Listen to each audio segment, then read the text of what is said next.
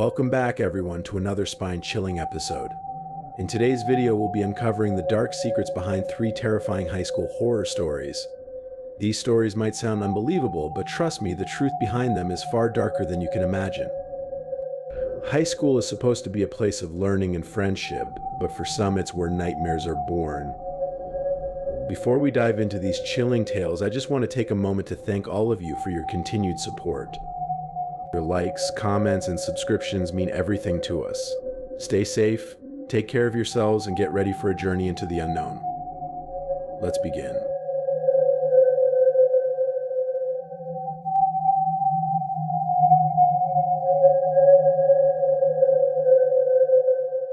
Story 1: Creepy Horror Stories, The Music Room Incident.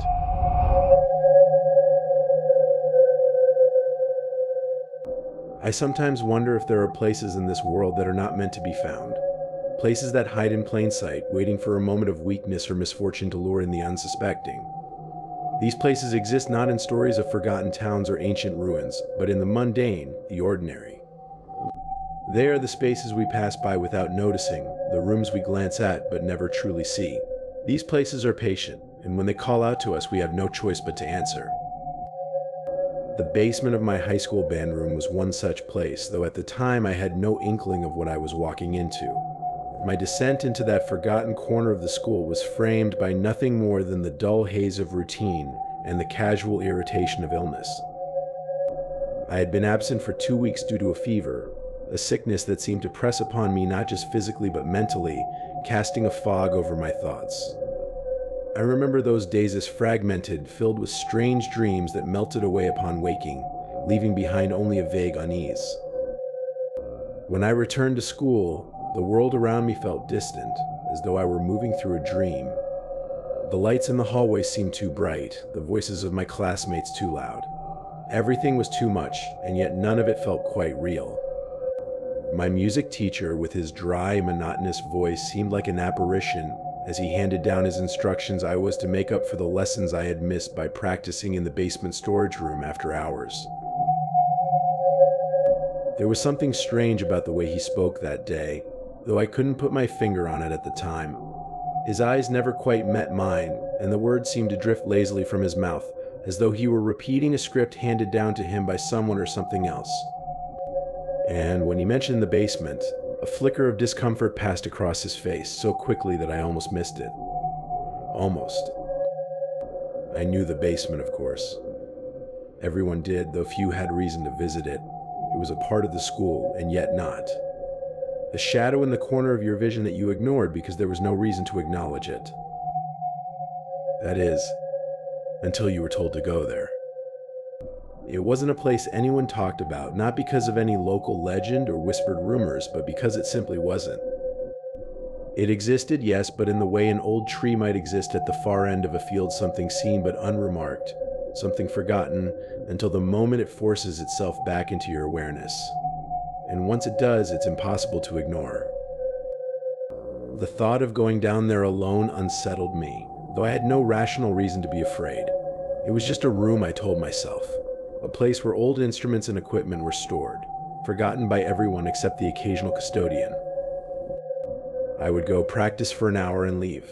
That was all. But deep down, something else stirred, a feeling I couldn't name.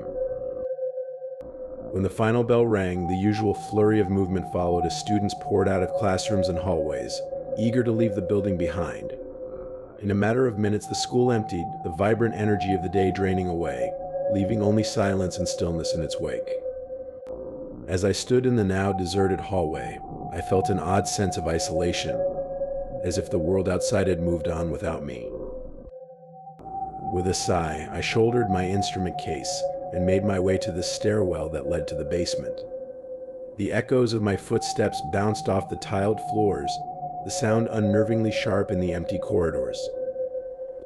I tried to shake off the growing sense of unease that crept over me, telling myself it was nothing more than my imagination running wild after days of illness.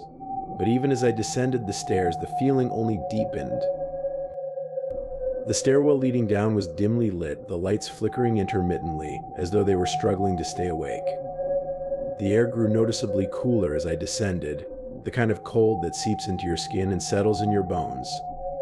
It wasn't the ordinary chill of a poorly heated room. This cold felt deliberate, purposeful, as though the very walls were exhaling a long-held breath. When I reached the bottom of the stairs, I hesitated. The door before me was heavy, industrial, painted the same dull gray as the walls surrounding it. But there was something more about it. A sense that beyond it lay a place that didn't quite fit with the rest of the school, a place that had been there long before the building had been constructed, waiting for the day it would be rediscovered.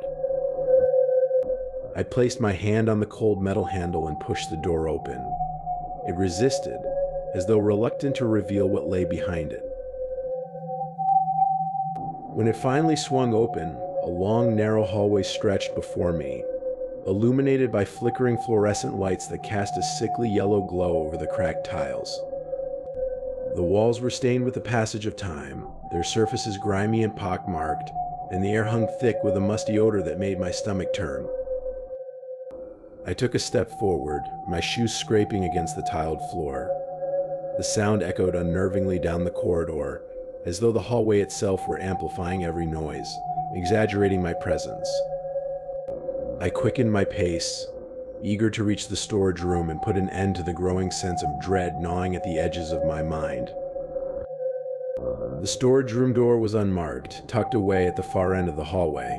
It was smaller than I remembered, a cramped, suffocating space filled with old instruments and music stands, their surfaces coated in a thick layer of dust. The shelves along the walls were packed with boxes of forgotten sheet music, their contents spilling out in disarray. The low ceiling made the room feel even smaller, as though the walls were closing in on me. I unpacked my instrument and began to play, but the notes felt wrong, out of place in the oppressive stillness of the room. The sound didn't resonate the way it should have. Instead, it seemed to hang in the air, trapped, as if the room itself were swallowing it whole. I played on, trying to lose myself in the familiar motions, but it was impossible to shake the feeling that I was being watched. The lights above flickered again, dimming briefly before returning to their pale, sickly glow. The shadows they cast seemed to shift unnaturally, stretching and warping along the walls in ways that defied explanation. I told myself it was a trick of the light, a result of the faulty wiring, but I couldn't shake the growing sense of dread that clung to me like a second skin. And then, without warning, the lights went out. The sudden darkness was absolute, suffocating. For a moment I stood frozen, my heart hammering in my chest as my mind struggled to make sense of what had happened. The silence was deafening, so complete that it pressed in on me from all sides. I fumbled for my phone, desperate for any source of light, but in my panic I dropped it. The sound of it hitting the floor was the only thing that broke the oppressive stillness. I crouched down, my hands frantically searching the cold, dusty floor for my phone. My breath came in shallow gasps, and I could feel the sweat beading on my forehead. But before I could find my phone, I heard it. At first it was faint, barely audible, like the distant murmur of a far-off conversation. But as I strained to listen, the sound grew louder, closer. It was a low, wet grunting noise, accompanied by the unmistakable sound of something heavy being dragged across the floor. My heart leapt into my throat. The noise was coming from the hallway outside the storage room, moving steadily closer. My mind raced, desperately trying to rationalize what I was hearing. Perhaps it was a janitor, someone working late. But that thought died as quickly as it had formed. There was no reason for anyone to be down here. No reason for anyone to make that sound. The dragging continued, punctuated by more guttural grunts. It was close now, so close that I could almost feel the vibrations through the floor.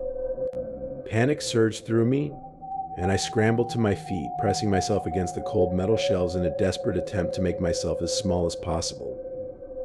My breath came in short, ragged bursts, and my entire body tensed, waiting, listening. The sound stopped just outside the door. I squeezed my eyes shut, praying that whatever was out there would pass by, would leave me alone. But I knew in the pit of my stomach that it wouldn't. The door creaked open, slowly, agonizingly, the sound reverberating through the stillness like a gunshot. I didn't dare open my eyes, didn't dare move. I could feel the air in the room change, grow heavier, colder. And then I felt it. Something touched my shoulder. The sensation was so light, so delicate, that for a moment I wasn't sure if it had really happened. But then the coldness of it sank in, a cold that went beyond mere temperature, a cold that seemed to seep into my very soul. The hand, if it was a hand, lingered there for what felt like an eternity, and I could feel the weight of its presence pressing down on me, suffocating me. Then, just as suddenly as it had come, the touch was gone. I didn't wait. I bolted from the room, blind with terror, my only thought to escape.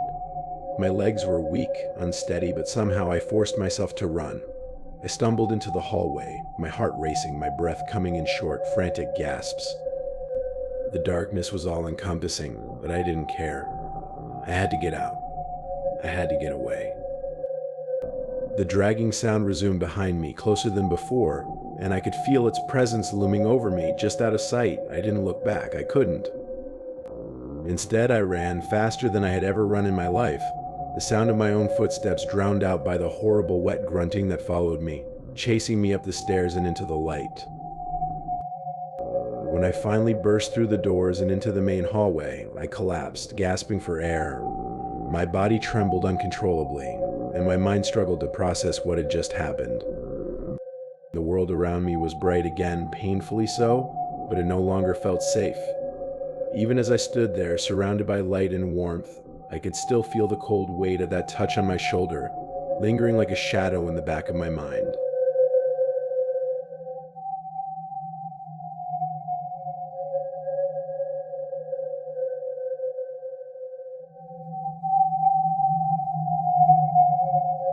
Story 2: The School Basement Intruder.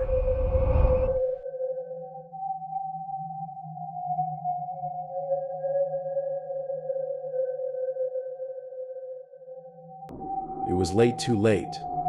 The hour had bled into something intangible, slipping through the cracks of reality as if time itself were unwelcome in this place. There are nights when the air itself seems too thick to breathe, when the moon hides behind clouds, and the shadows in the corners of your vision seem just a little too dark, too still. This was one of those nights. It wasn't merely midnight, it was a time suspended, a time that twisted the world into something vaguely familiar, yet utterly alien. It was a time when you could almost feel the walls of the world pressing inward, like an old, forgotten room being sealed off from the rest of existence. Mark, Jenny, Tom, and I stood in front of our school, each of us a reflection of the others, yet each of us so distant. The school loomed above us like some grand, decaying monument to the banality of education, its windows' dark eyes staring down at us with a kind of indifference, until of course we disturbed it. The bricks were old and cracked, gaping wide in places where water had soaked into them, and the roof sagged slightly as though the weight of the building was beginning to crush it under its own inertia. A light drizzle had passed, leaving the ground slick and glistening like oil. The air smelled faintly of wet leaves and something metallic, a smell that clung to your skin, persistent and intrusive. "This is stupid," Tom muttered, his voice trembling just enough for me to hear it, though it wasn't loud enough to disrupt the thick silence around us. I wanted to agree with him, to call this off before we found ourselves too deep in it, but something kept me there. Something had always kept me tethered to this place, this school. I couldn't explain it, not even now, but there was a strange pull, an unspoken invitation, drawing us closer to the building's shadow belly. We had done it countless times before skipping classes, sneaking into the school after hours, but this time felt different. This time there was an unshakable presence in the air, like something had been waiting for us, or perhaps like we were being drawn into it. Mark was the one who broke the silence, his voice barely more than a whisper, as though speaking too loudly might disturb the already fragile quiet around us. "Let's just get this over with." There was a nervous energy in the air, an unsettling buzz that made my skin prickle. I could feel the weight of my heartbeat in my throat, but we had made a pact, hadn't we? We were here to explore the school's basement, an act that seemed benign enough at the time, but now felt like an irredeemable lapse in judgment. The broken basement window beckoned like an open wound in the side of the school, jagged edges that seemed to gnash at the air itself. Mark, the ever-confident leader, grabbed the crowbar and pried the window open with a slow, deliberate movement, the scrape of metal against the frame sending a shiver up my spine. It felt wrong. I don't know why it felt wrong, but it did. The sharp clang echoed louder than I thought possible, ricocheting off the walls and reverberating in the silence, as if the building itself were beginning to wake from some long, deep sleep. I was the second to climb through the window. I had to force my body to move, to slide through the narrow space, and as I dropped to the cold concrete floor of the basement, it felt as though the floor had absorbed the shock of my landing. It didn't react like it should. Nothing seemed to react the way it should in this place. The darkness, though pierced by the feeble beams of our flashlights, felt oppressive, like it was trying to swallow the light whole, to drag us into its depths. The smell of mildew and dampness clung to the air, heavy and suffocating. A sharp tang of iron undercut the stagnant scent, making my stomach lurch. As we crept deeper into the basement, the weight of the air intensified, pressing down on us like a physical presence. Every breath felt labored, as though the oxygen itself was trying to resist our intrusion. The walls were lined with shelving units piled high with dust-covered, forgotten remnants of the school's past old books, broken furniture, abandoned equipment. There was a strange order to the chaos, a symmetry to the disorder, as though everything had been placed with a deliberate care, waiting someone to notice. The basement seemed endless. No matter how far we walked, the light from our flashlights failed to penetrate the gloom, the darkness multiplying in a maddening way, creeping across the floor, the ceiling, the walls. The pipes overhead groaned occasionally, their metallic voices humming like something trying to speak from deep within the bowels of the building. The noise would fade, only to be replaced by a new sound, distant, faint, but unmistakable, like footsteps moving just out of reach. I heard Mark laugh, a short, nervous burst of sound that did little to calm the growing tension. "You guys remember the janitor, right? The one that disappeared down here years ago." Jenny joined in, trying to lighten the mood with a ghost story about how the janitor's footprints had been found, trailing from the basement into the walls, vanishing into nothing. She told it with an ease I didn't recognize, her voice light and whimsical, as if the darkness around us could be charmed away with a few words. But instead of easing the tension, her tale seemed to draw the shadows closer to embolden them. "Did you hear that?" Tom's voice broke the air, sharp and thin. He had stopped walking, his eyes wide, scanning the room around us, looking over his shoulder constantly. He was already on edge, but this time there was something unmistakable in his voice, something that made my stomach twist. "I swear, something's following us. I feel it. I'm telling you, something's in here with us." We laughed at him, of course. We had to. It was easier than confronting the truth. Easier than admitting that there was something wrong here, something profoundly unnatural about this place. We teased him, pushing him along, but the feeling wouldn't go away. The unease that had settled in my chest was now blooming, spreading through my limbs, suffocating me from the inside. I could hear it now too, those footsteps, slow, deliberate, just beyond the reach of my flashlight beam. The air was too still, too thick with unspoken dread for it to be anything but real. And then, as we pressed on, the entire atmosphere of the basement shifted. The shadows lengthened unnaturally, stretching and twisting as if they were alive, responding to our presence. The silence grew louder, more oppressive. It was as if the very air in the basement had begun to hum with some dark energy, something that had lain dormant, waiting for us. At some point, we realized we had gone too far, that the distance between us and the exit had grown insurmountable, that we had wandered too deep into the bowels of the school's forgotten underbelly. It was time to leave.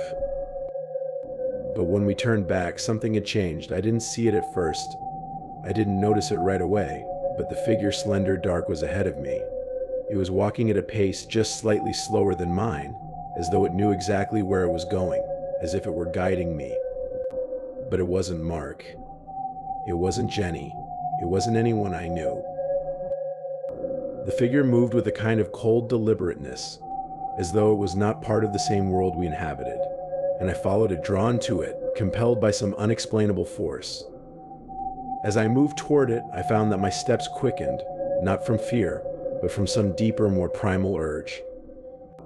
The others, I think, must have noticed, for they began calling out to me, but their voices seemed to fade, blending with the dim groan of the building's aged bones. I followed the figure up the narrow staircase that led to the first floor, each step growing heavier with the weight of dread. The walls pressed in on me, narrowing with every footfall, the air thickening colder, until the temperature dropped so sharply it felt like I was walking into an abyss. At the top of the stairs, the figure disappeared into the bathroom, a door swinging wide with a soft creak. I stopped in front of it, my breath catching in my throat, my heart pounding as though it were trying to break free from my chest. The air, so sharp and frigid, made my skin prickle, every hair standing on end as if something had reached inside me and plucked at the very fabric of my being. I called out, my voice a rasp in the silence. "Mark." There was no answer. The bathroom seemed to breathe, exhaling an air heavy with something foul, something stagnant. The walls were cracked, and the tiles beneath my feet creaked with each hesitant step. The smell of mold was overpowering, choking, suffocating. The stall at the far end of the bathroom stood open just a sliver. My flashlight flickered uneasily as I stepped closer, my hand trembling as I pushed the door further open. It was then that I saw him. The man. He was tall, his body hunched as though he had been bent for too long, and his hair was matted, greasy, hanging in long, tangled strands around his face. His eyes were wide, too wide, and they didn't blink. They just stared at me, the pupils dilated with an intensity that made my stomach twist. His mouth was barely open, but there was something in his expression, a strange, mocking smile, like he knew something I didn't. The blood drained from my face, and I stepped back, stumbling away from the stall as my body fought against the paralysis creeping through my veins. My breath was shallow, desperate, and I couldn't tear my gaze from his eyes. He didn't move at first. He just stood there, watching, waiting, as if he knew I was going to break. And then he moved. It was fluid, too fluid. He slid from the stall with a terrifying grace, stepping toward me as if he were a part of the shadows themselves. I didn't wait. I didn't dare. I turned and fled. I bolted for the door, my legs aching with every stride as I ran, not caring where I went as long as it was away from him. I heard the others calling out, but it was distant, hollow. My mind could think of nothing but the singular need to escape, to tear myself away from whatever it was that had been waiting in the darkness. They were already at the window when I reached them. I didn't stop to explain. I didn't stop to scream or shout. I only jumped, the cold night air slapping me in the face as I hit the ground with a sickening thud. I didn't look back. But I couldn't stop the image. The figure in the window. A shape in the upper floors of the school. It stood there, staring down at us, its outline twisted, unnatural, the same mocking smile etched into its face. I felt it then, deep in my bones, the certainty that we hadn't just disturbed the building. We had invited something in. Something that was still watching, waiting, patient. And the worst part? I couldn't shake the thought that it had been watching us long before we ever came here.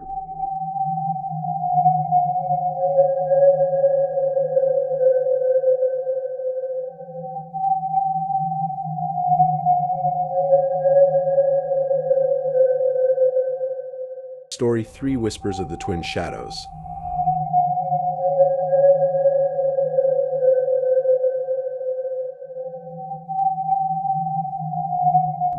The days that followed were a strange blur, a series of disconnected moments in which I felt like a shadow of myself.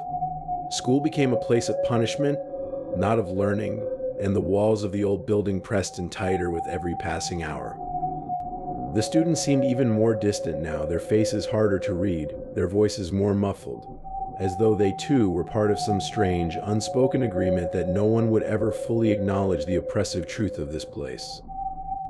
The hours stretched on endlessly, each one heavier than the last, filled with the dull hum of fluorescent lights and the constant low murmur of the hallways. But none of that mattered. It was the twins, Antonio and Bruno, who consumed my thoughts now. They had become something more than mere figures in the periphery of my life. They were the center, the very axis around which my existence had begun to revolve. I could feel their eyes on me, even when they were not around, as though they had planted their presence in my mind, sinking deep into my psyche like a disease. Every creak of the floorboards, every whisper of wind against the windows, seemed to carry their weight. I could feel them there just beyond the threshold of my awareness, waiting. At night when I lay in bed, I could still hear the sound of their voices, echoing in my ears. Their words, cryptic, unsettling, played over and over in my mind. I tried to block them out, but they lingered relentless like a song you can't quite remember but can never forget. The image of them standing in that cemetery, their black eyes fixed on me, remained burned into my mind, as vivid and disturbing as if I had seen them only moments ago. I couldn't escape it. I couldn't escape them. A week passed since the night in the cemetery. I tried to go on with my life, tried to pretend it had never happened, tried to convince myself that it had been a figment of my imagination, that my mind had simply shattered in the face of something too much to bear. But even as I told myself this, I knew it wasn't true.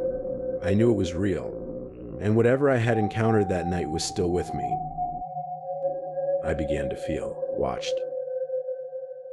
It was an unsettling sensation, the kind of unease that seeps into your bones and twists your stomach into knots. It wasn't just that I was paranoid. It wasn't just that my thoughts were becoming increasingly disjointed. It was the feeling that someone was always there, lurking in the corners of my perception. I would look over my shoulder, and for the briefest of moments I would see a flash of movement in the periphery, a shadow darting across the wall, vanishing before I could fully register it. The wind would blow, and I would swear I heard a voice on the edge of my hearing, a whisper I could never quite catch, like the sound of something far away, something that had no place in this world. And then, one evening, it happened again. I had gone to bed exhausted, my mind numb from the weight of the day, from the relentless spiral of my thoughts. I lay in the dark, the silence of the room pressing in around me like a thick fog. But then, in the stillness, I felt it a cold draft against my skin. It was as though the air in the room had suddenly shifted, becoming heavier, denser. I opened my eyes, the room dimly lit by the faint glow of the street lamp outside my window. The shadows danced on the walls, twisting and writhing in a grotesque mimicry of life. And then I saw it. The window. It was open. I could feel my heart stop in my chest. I had closed it before going to bed. I was sure of it. But now it stood wide open, the curtains billowing slightly as the wind from outside pushed through the gap. The cold draft rushed into the room, an unnatural chill that felt like it came from the very bowels of the earth itself. My skin prickled with a fear I couldn't name, the kind of fear that grips you from the inside, that freezes your very soul. I sat up, my mind scrambling to process what I was seeing. How had the window come open? I stood, my legs shaky, and moved toward it, my eyes fixed on the dark space beyond the glass. I could hear the rustling of the trees outside, the wind carrying a strange, distant sound like a whispering, low and steady, though I couldn't understand it. It was then that I saw it. In the shadows, just beyond the window, something moved. I stumbled back, my breath catching in my throat, the air in the room suddenly too thick to breathe. I knew what it was before I could see it clearly. I could feel it, in the pit of my stomach, that sensation of being watched, of being known. It was them. Antonio. Bruno. They had found me again. But why? Why were they here, in my room, in my house, in the most intimate part of my life? What did they want with me? I couldn't move. I couldn't speak. The figure outside, was it a figure? was slowly, deliberately stepping closer to the window. I could see nothing of its face, nothing of its shape. It was a blur, a shadow, an outline that was neither human nor animal, but something in between, something wrong. And then the figure stopped, and I swore for one horrified moment that it was looking directly at me, its eyes reflecting back at me through the glass. And then I heard it, a low, rasping sound of breath, like the sound of someone exhaling after a long, long silence. A knock came at the window. A soft, hollow knock, as though the thing beyond the glass was knocking on the barrier that separated us. I froze. My heart thundered in my chest. The sound of it echoed in my mind, louder and louder, until I could no longer tell if I was hearing it or imagining it. Another knock, louder this time. I couldn't breathe. I couldn't think. And then I heard something else. A voice. It wasn't just a whisper. It was a low murmur, barely audible, but unmistakable. "Let us in." The words seemed to come from everywhere, from the wind, from the shadows, from the very walls of the room. I couldn't tell where they were coming from, only that they were everywhere, seeping into my mind, filling every corner of my consciousness. I backed away from the window, my legs trembling beneath me. I couldn't stay there. I had to get away. I had to leave. I rushed to the door, but before I could even reach it, I heard the sound again, the soft, deliberate scraping of fingernails against the glass, followed by another knock, louder this time, as though they were growing impatient.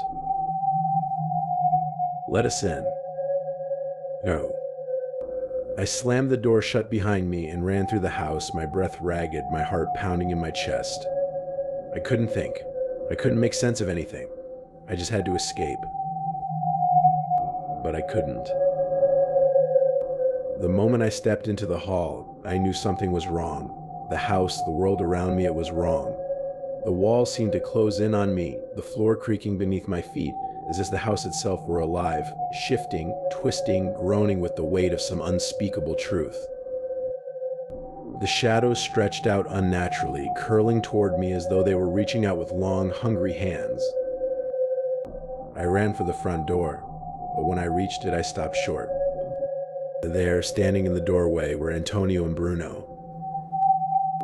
Their faces were expressionless, their dark eyes fixed on me, unblinking, as though they had been waiting for me to arrive.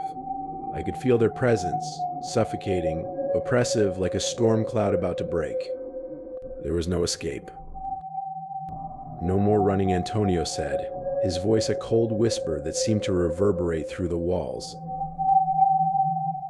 Bruno's smile was twisted, unnatural, as though it didn't belong on a human face. "We've always been here," he said. "You just never saw us." I didn't understand.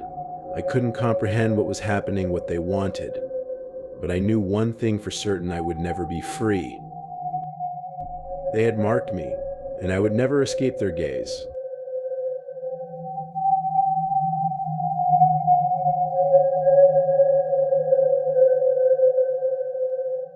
And with that, we've uncovered the dark secrets behind these 3 terrifying high school horror stories. We hope you've enjoyed the chilling journey, and that these eerie tales left you with more questions than answers.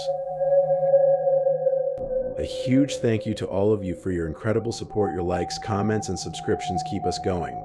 We're so grateful for this amazing community of horror fans, and we couldn't do it without you. Stay safe, take care of yourselves, and remember, sometimes the scariest stories are the ones that hit too close to home. We'll see you in the next video. Until then, keep your lights on and your doors locked.